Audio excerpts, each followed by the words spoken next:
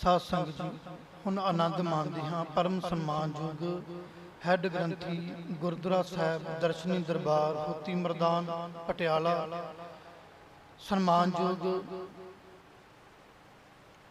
ਗਿਆਨੀ ਹਰਜੀਤ ਸਿੰਘ ਜੀ, ਉਹਨਾਂ ਪਾਸੋਂ ਗੁਰਮਤਿ ਵਿਚਾਰ, ਗੁਰਬਾਣੀ ਸੰਦੇਸ਼, ਇਤਿਹਾਸਕ ਗਾਥਾਵਾਂ ਦਾ ਅੱਜ ਤੇ ਕੱਲ 2 ਦਿਨ ਆਨੰਦ ਮਾਣਾਂਗੇ, ਰਸ ਮਾਣਾਂਗੇ। ਵਾਹਿਗੁਰੂ ਜੀ ਕਾ ਖਾਲਸਾ, ਵਾਹਿਗੁਰੂ ਜੀ ਕੀ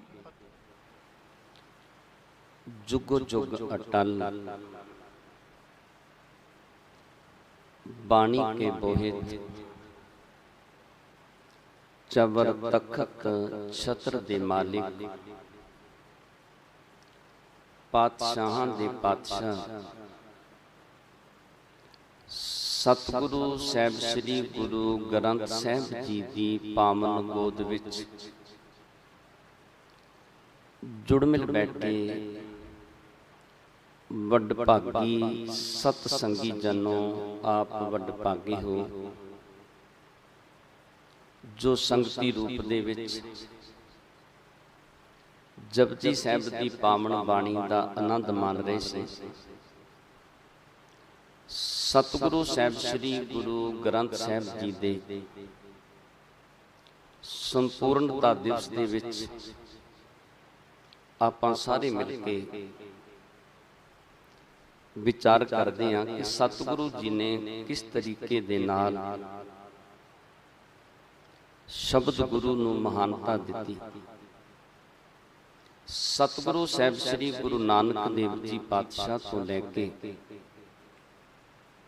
ਸਤਿਗੁਰੂ ਸਾਹਿਬ ਸ੍ਰੀ ਗੁਰੂ ਗੋਬਿੰਦ ਸਿੰਘ ਪਾਤਸ਼ਾਹ ਤੱਕ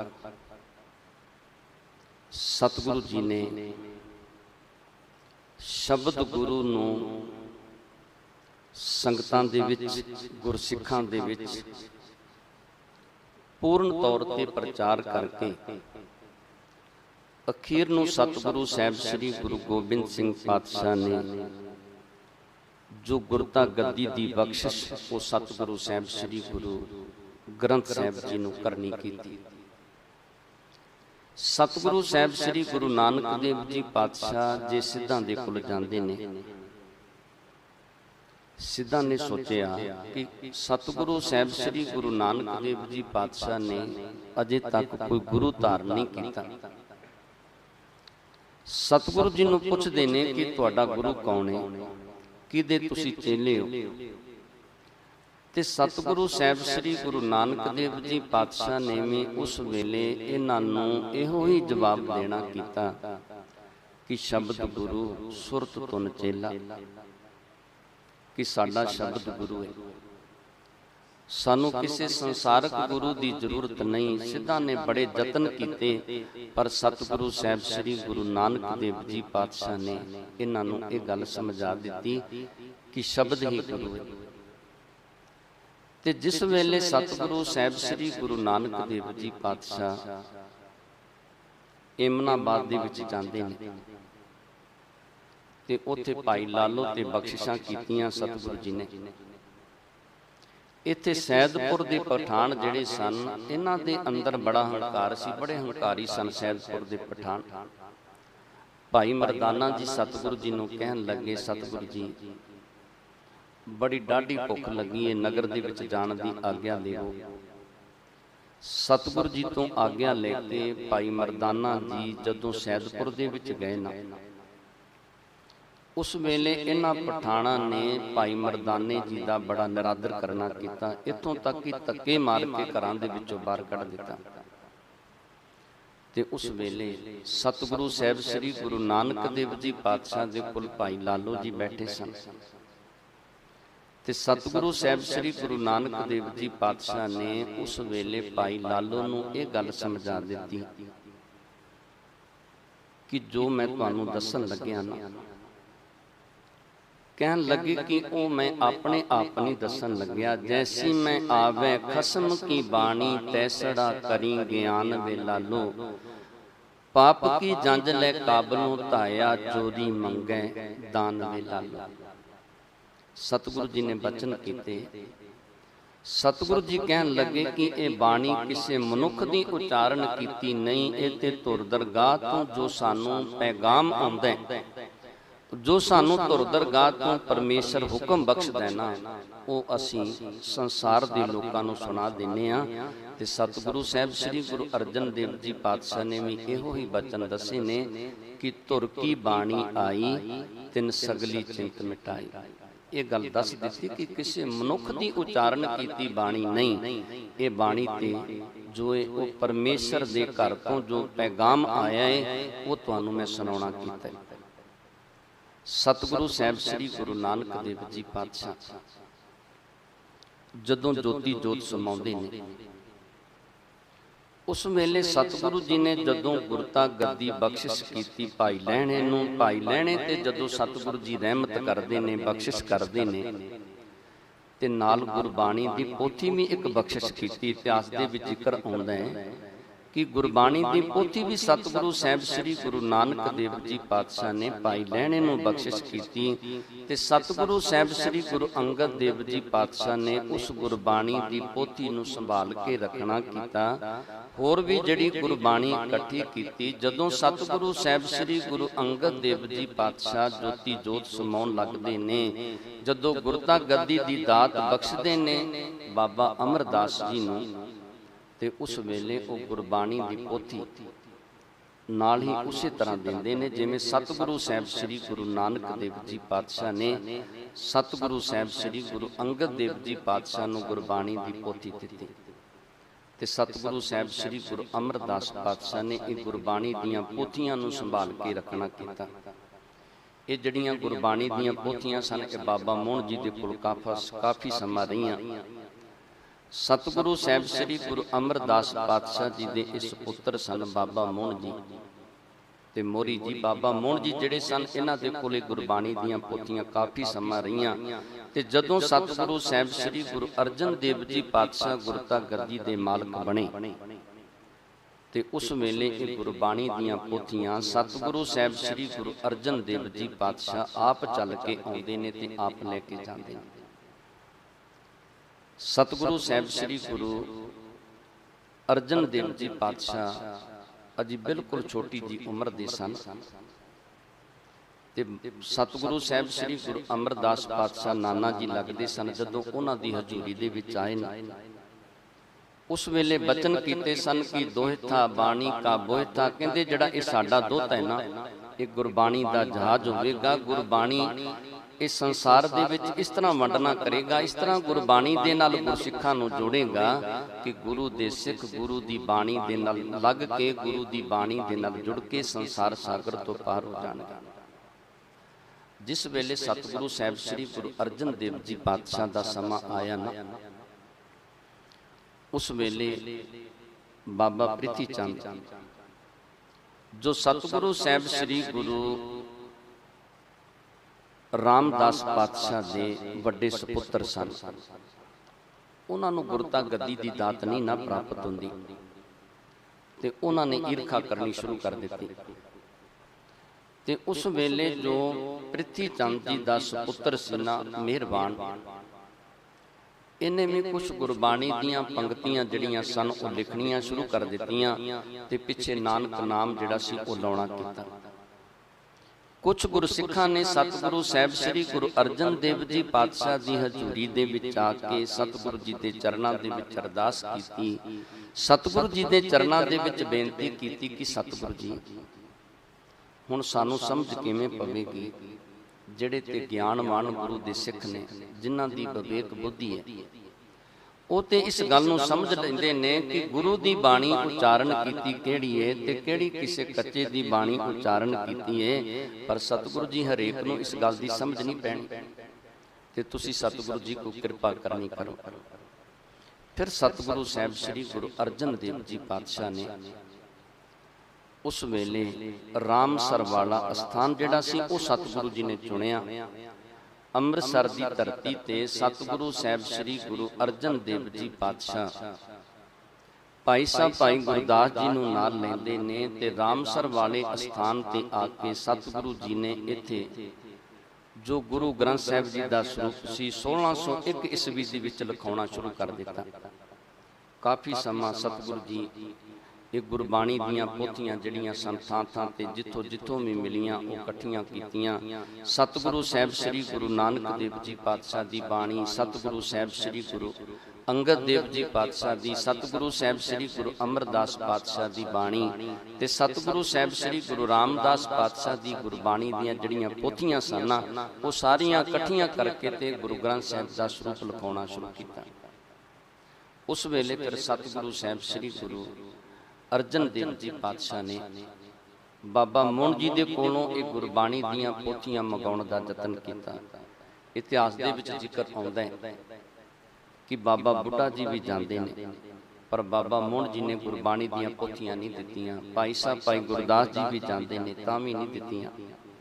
ਜਦੋਂ ਫਿਰ ਸਤਿਗੁਰੂ ਸਾਹਿਬ ਸ੍ਰੀ ਗੁਰੂ ਅਰਜਨ ਦੇਵ ਜੀ ਪਾਤਸ਼ਾਹ ਜਾਂਦੇ ਨੇ ਤੇ ਸਤਿਗੁਰੂ ਜੀ ਨੇ ਇਹ ਗੁਰਬਾਣੀ ਦੀਆਂ ਪੋਥੀਆਂ ਬਾਬਾ ਮੋਹਨ ਜੀ ਦੇ ਕੋਲੋਂ ਲੈ ਕੇ ਆਂਦੀਆਂ ਤੇ ਉਸ ਵੇਲੇ ਬਾਬਾ ਮੋਹਨ ਜੀ ਨੇ ਬਚਨ ਕੀਤੇ ਸਨ ਕਿ ਸਤਿਗੁਰੂ ਜੀ ਤੁਹਾਡੇ ਵਿੱਚ ਨਿਮਰਤਾ ਹੀ ਇੰਨੀ ਹੈ ਕਿ ਤੁਹਾਡੀ ਨਿਮਰਤਾ ਦੇ ਕਾਰਨ ਕਰਕੇ ਤੁਸੀਂ ਸਭ ਕੁਝ ਹੀ ਲੈ ਗਏ, ਗੁਰਤਾ ਗੱਦੀ ਵੀ ਪ੍ਰਾਪਤ ਕਰ ਲਈ ਤੇ ਹੁਣ ਗੁਰਬਾਣੀ ਦੀਆਂ ਪੋਥੀਆਂ ਸਨ ਉਹ ਵੀ ਲੈ ਚਲੇ।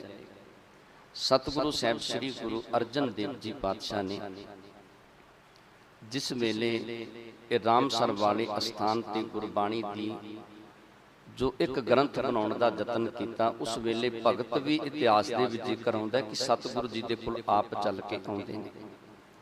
ਇਹਨਾਂ ਭਗਤਾਂ ਨੇ ਆਪ ਉਚਾਰਨ ਕਰਕੇ ਬਾਣੀ ਜਿਹੜੀ ਸੀ ਸਤਿਗੁਰੂ ਸਾਹਿਬ ਸ੍ਰੀ ਗੁਰੂ ਅਰਜਨ ਦੇਵ ਜੀ ਪਾਤਸ਼ਾਹ ਦੇ ਕੋਲ ਇਹ ਗੁਰਬਾਣੀ ਜਿਹੜੀ ਸੀ ਗ੍ਰੰਥ ਸਾਹਿਬ ਜੀ ਦੇ ਵਿੱਚ ਲਿਖਾਉਣੀ ਕੀਤੀ।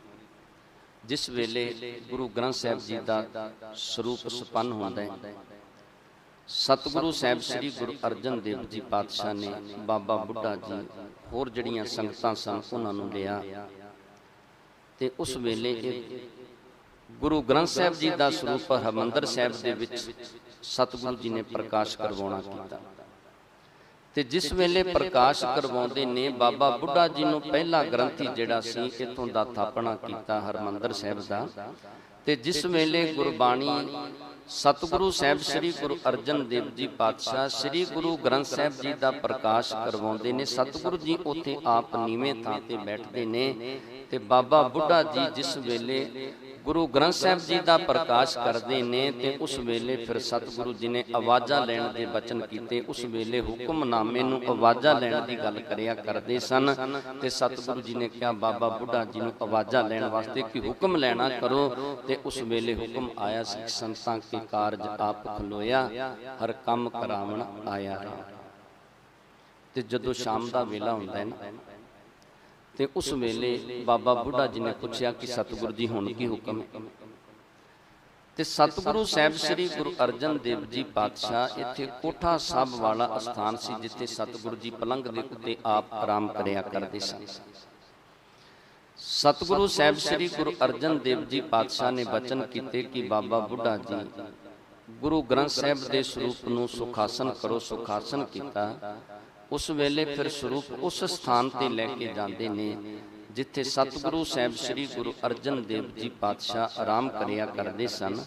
ਉੱਥੇ ਸਤਿਗੁਰੂ ਸਾਹਿਬ ਸ੍ਰੀ ਗੁਰੂ ਗ੍ਰੰਥ ਸਾਹਿਬ ਜੀ ਦੇ ਸਰੂਪ ਨੂੰ ਬਿਰਾਜਮਾਨ ਕਰਵਾਇਆ ਤੇ ਸਤਿਗੁਰੂ ਸਾਹਿਬ ਸ੍ਰੀ ਗੁਰੂ ਅਰਜਨ ਦੇਵ ਜੀ ਪਾਤਸ਼ਾਹ ਉਸ ਵੇਲੇ ਤੋਂ ਲੈ ਕੇ ਪਲੰਘ ਦੇ ਉੱਤੇ ਨਹੀਂ ਆਰਾਮ ਕੀਤਾ। ਸਤਿਗੁਰੂ ਜੀ ਥੱਲੇ ਆਰਾਮ ਕਰਦੇ ਰਹੇ। ਸਤਿਗੁਰੂ ਸਾਹਿਬ ਸ੍ਰੀ ਗੁਰੂ ਅਰਜਨ ਦੇਵ ਜੀ ਪਾਤਸ਼ਾਹ ਨੇ ਇਹਨਾਂ ਗੁਰਬਾਣੀ ਦਾ ਸਤਿਕਾਰ ਕੀਤਾ, ਇਹਨਾਂ ਗੁਰੂ ਦੀ ਬਾਣੀ ਦਾ ਆਦਰ ਕੀਤਾ।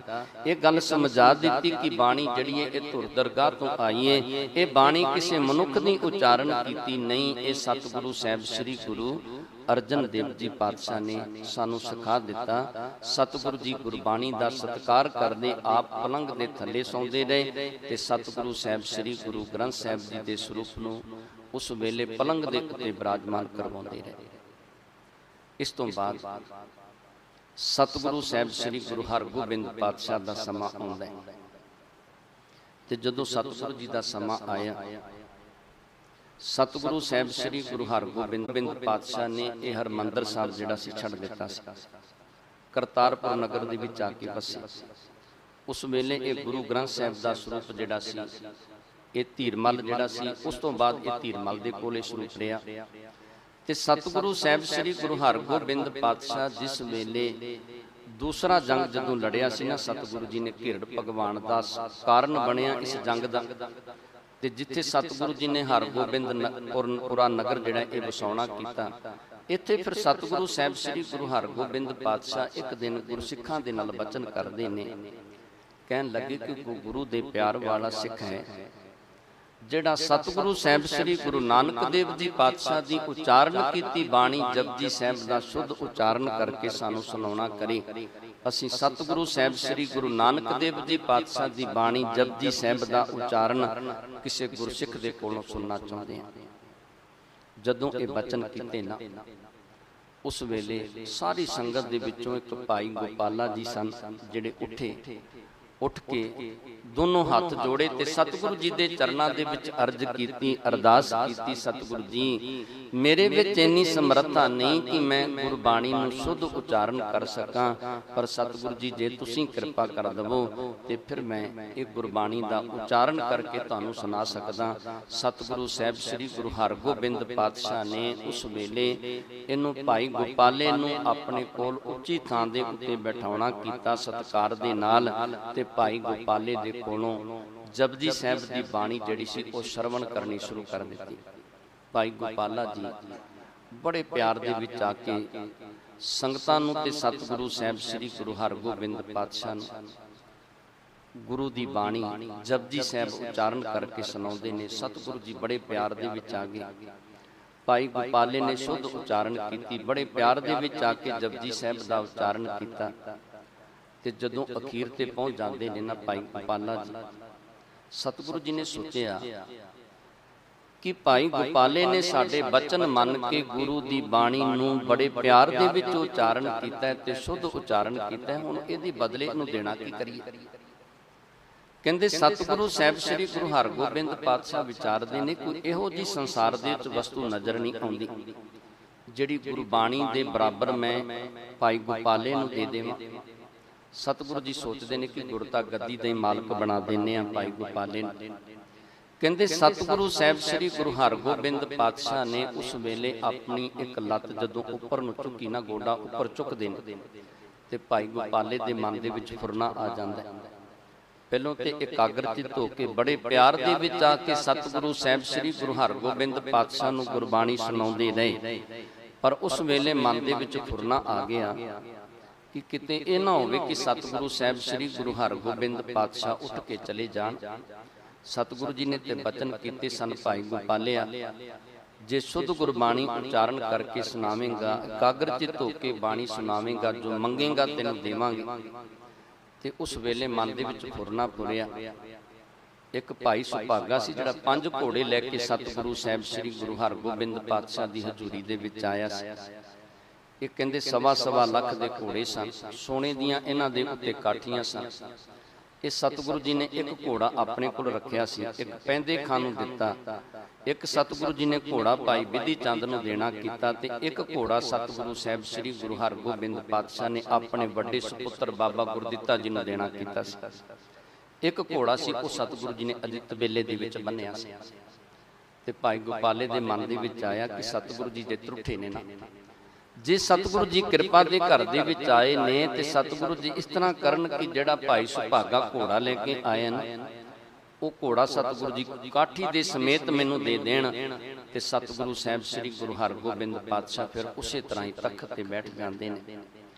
ਤੇ ਜਿਸ ਵੇਲੇ ਭਾਈ ਗੋਪਾਲੇ ਨੇ ਸ਼ਲੋਕ ਪੜ੍ਹਿਆ, ਜਿਨੀ ਨਾਮ ਤੇ ਆਇਆ ਗਏ ਮਸ਼ਕਤ ਕਾਲ ਪੜ੍ਹਨਾ ਕੀਤਾ, ਸਤਿਗੁਰੂ ਜੀ ਬੜੇ ਖੁਸ਼ ਹੋਏ, ਕਹਿਣ ਲੱਗੇ ਗੁਰਸਿੱਖਾਂ ਨੂੰ ਕਿ ਜਾਓ ਤਬੇਲੇ ਦੇ ਵਿੱਚੋਂ ਘੋੜਾ ਖੋਲ ਕੇ ਲਿਆਉਣਾ ਕਰ। ਤੇ ਸਤਿਗੁਰੂ ਜੀ ਭਾਈ ਗੋਪਾਲੇ ਨੂੰ ਕਹਿਣ ਲੱਗੇ, ਗੋਪਾਲਿਆ ਅਸੀਂ ਤੇ ਤੇਰੇ ਤੇ ਇੰਨੇ ਖੁਸ਼ ਹੋਏ ਸਾਂ, ਅਸੀਂ ਤੇ ਤੇਰੇ ਤੇ ਇੰਨੇ ਪ੍ਰਸੰਨ ਹੋਏ ਸਾਂ, ਤੂੰ ਸਤਿਗੁਰੂ ਸਾਹਿਬ ਸ੍ਰੀ ਗੁਰੂ ਨਾਨਕ ਦੇਵ ਜੀ ਪਾਤਸ਼ਾਹ ਦੀ ਬਾਣੀ ਇਕਾਗਰਚਿਤ ਹੋ ਕੇ ਬੜੇ ਪਿਆਰ ਦੇ ਵਿੱਚ ਆ ਕੇ ਸਾਨੂੰ ਗੁਰਬਾਣੀ ਸੁਣਾਈ, ਅਸੀਂ ਤੇਰੇ ਤੇ ਇੰਨੇ ਪ੍ਰਸੰਨ ਹੋ ਗਏ, ਅਸੀਂ ਸੋਚਿਆ ਕਿ ਭਾਈ ਗੋਪਾਲੇ ਨੂੰ ਦਈਏ ਤੇ ਕੀ ਦਈਏ, ਅਸੀਂ ਤੇ ਸਤਿਗੁਰੂ ਸਾਹਿਬ ਸ੍ਰੀ ਗੁਰੂ ਨਾਨਕ ਦੇਵ ਜੀ ਪਾਤਸ਼ਾਹ ਦੀ ਗੱਦੀ ਦਾ ਤੈਨੂੰ ਮਾਲਕ ਬਣਾਉਣਾ ਚਾਹੁੰਦੇ ਸਾਂ, ਪਰ ਤੂੰ ਕਹਿੰਦੇ ਕੁਛ ਤੁਛ ਵਸਤੂ ਜੋ ਮੰਗਣੀ ਕੀਤੀ ਹੈ ਉਹ ਵੀ ਅਸੀਂ ਤੈਨੂੰ ਦਿੰਦੇ ਹਾਂ ਤੇ ਤੇਰੇ ਤੇ ਹੋਰ ਵੀ ਬੜੀਆਂ ਬਖਸ਼ਿਸ਼ਾਂ ਕਰਦੇ ਹਾਂ, ਹਾਂ। ਸਤਿਗੁਰੂ ਸਾਹਿਬ ਸ੍ਰੀ ਗੁਰੂ ਹਰਗੋਬਿੰਦ ਪਾਤਸ਼ਾਹ ਨੇ ਹੋਰ ਵੀ ਬੜੀਆਂ ਬਖਸ਼ਿਸ਼ਾਂ ਕੀਤੀਆਂ। ਸਤਿਗੁਰੂ ਸਾਹਿਬ ਸ੍ਰੀ ਗੁਰੂ ਹਰਗੋਬਿੰਦ ਪਾਤਸ਼ਾਹ ਇਸ ਤਰ੍ਹਾਂ ਗੁਰਬਾਣੀ ਦਾ ਸਤਿਕਾਰ ਕਰਦੇ ਰਹੇ। ਉਸ ਤੋਂ ਬਾਅਦ ਸਤਿਗੁਰੂ ਸਾਹਿਬ ਸ੍ਰੀ ਗੁਰੂ ਹਰਿ ਰਾਏ ਪਾਤਸ਼ਾਹ ਗੁਰਤਾ ਗੱਦੀ ਦੇ ਮਾਲਕ ਬਣੇ ਨਾ ਜਦੋਂ, ਤੇ ਸਤਿਗੁਰੂ ਸਾਹਿਬ ਸ੍ਰੀ ਗੁਰੂ ਹਰਗੋਬਿੰਦ ਹਰਿ ਰਾਏ ਪਾਤਸ਼ਾਹ ਦੇ ਪਾਵਨ ਜੀਵਨ ਦੇ ਵਿੱਚ ਇੱਕ ਗਾਥਾ ਆਉਂਦੀ ਹੈ।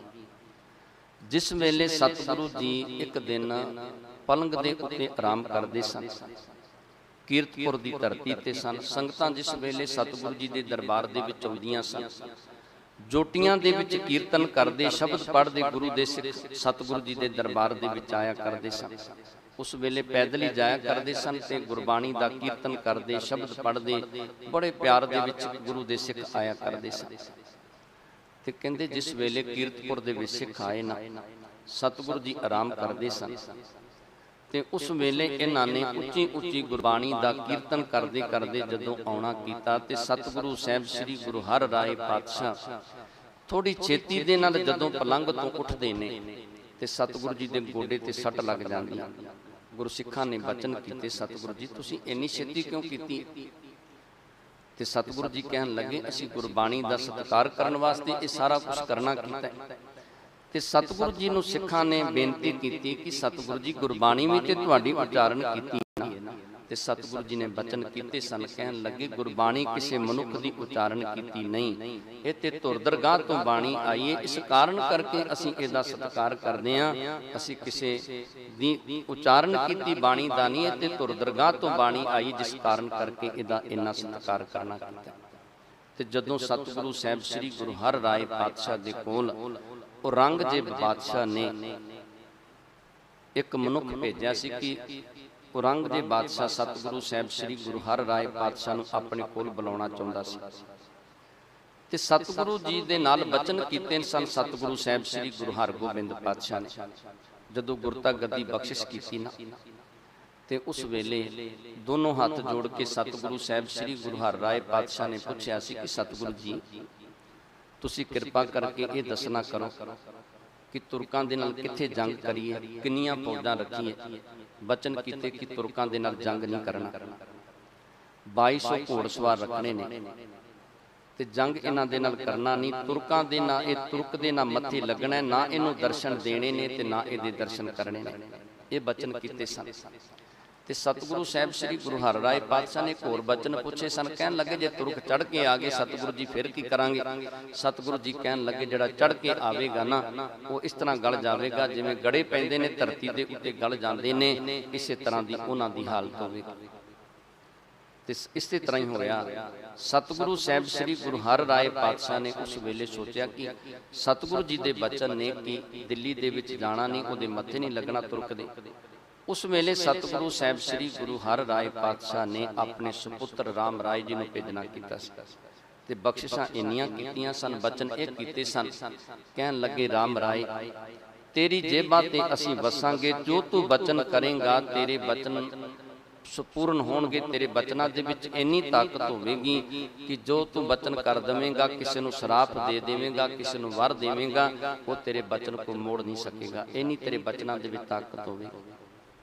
ਤੇ ਰਾਮ ਰਾਏ ਦਿੱਲੀ ਦੇ ਵਿੱਚ ਗਿਆ। ਇਤਿਹਾਸ ਦੇ ਵਿੱਚ ਜ਼ਿਕਰ ਆਉਂਦਾ ਕਿ 72 ਜੜੀਆਂ ਸਨ ਇਹ ਕਰਾਮਾਤਾਂ ਵਿਖਾਉਣੀਆਂ ਕੀਤੀਆਂ ਸਨ ਔਰੰਗਜ਼ੇਬ ਬਾਦਸ਼ਾਹ ਨੂੰ।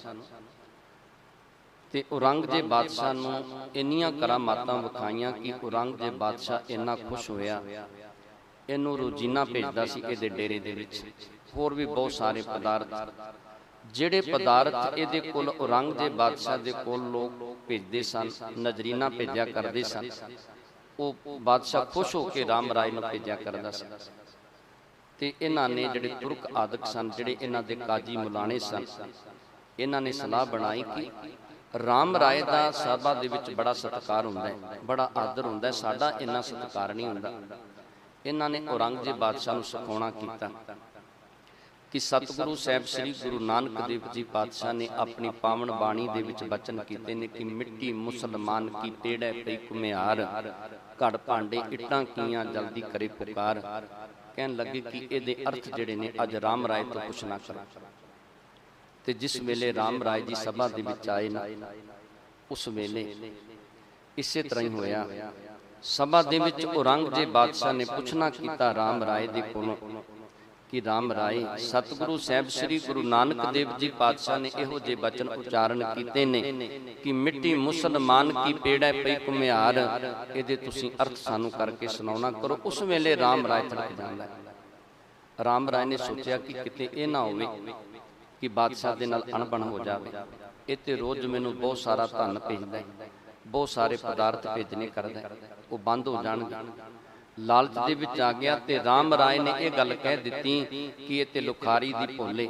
ਸਤਿਗੁਰੂ ਸਾਹਿਬ ਸ੍ਰੀ ਗੁਰੂ ਨਾਨਕ ਦੇਵ ਜੀ ਪਾਤਸ਼ਾਹ ਦੇ ਤੇ ਇਹ ਬਚਨ ਨੇ ਕਿ ਮਿੱਟੀ ਬੇਈਮਾਨ ਦੀ, ਉਹਨਾਂ ਨੇ ਮੁਸਲਮਾਨ ਦੀ ਮਿੱਟੀ ਦੀ ਗੱਲ ਨਹੀਂ ਕੀਤੀ, ਬੇਈਮਾਨ ਦੀ ਮਿੱਟੀ ਦੀ ਗੱਲ ਕਰਨੀ ਕੀਤੀ ਹੈ। ਤੇ ਜਦੋਂ ਸਤਿਗੁਰੂ ਸਾਹਿਬ ਸ੍ਰੀ ਗੁਰੂ ਹਰਿ ਰਾਏ ਪਾਤਸ਼ਾਹ ਦੇ ਕੋਲ ਗੁਰਸਿੱਖਾਂ ਨੇ ਲਿਖ ਕੇ ਭੇਜਿਆ ਕਿ ਸਤਿਗੁਰੂ ਜੀ ਰਾਮ ਰਾਏ ਜੀ ਨੇ ਇਸ ਤਰ੍ਹਾਂ ਗੁਰਬਾਣੀ ਦੀ ਪੰਕਤੀ ਨੂੰ ਬਦਲ ਦਿੱਤਾ ਹੈ, ਤੇ ਸਤਿਗੁਰੂ ਸਾਹਿਬ ਸ੍ਰੀ ਗੁਰੂ ਹਰਿ ਰਾਏ ਪਾਤਸ਼ਾਹ ਜੋ ਆਪਣੇ ਪੁੱਤਰ ਦੇ ਨਾਲ ਇੰਨਾ ਪਿਆਰ ਕਰਦੇ ਸਨ, ਇੰਨੀਆਂ ਬਖਸ਼ਿਸ਼ਾਂ ਕਰਕੇ ਭੇਜਿਆ ਸੀ ਦਿੱਲੀ ਦੇ ਵਿੱਚ।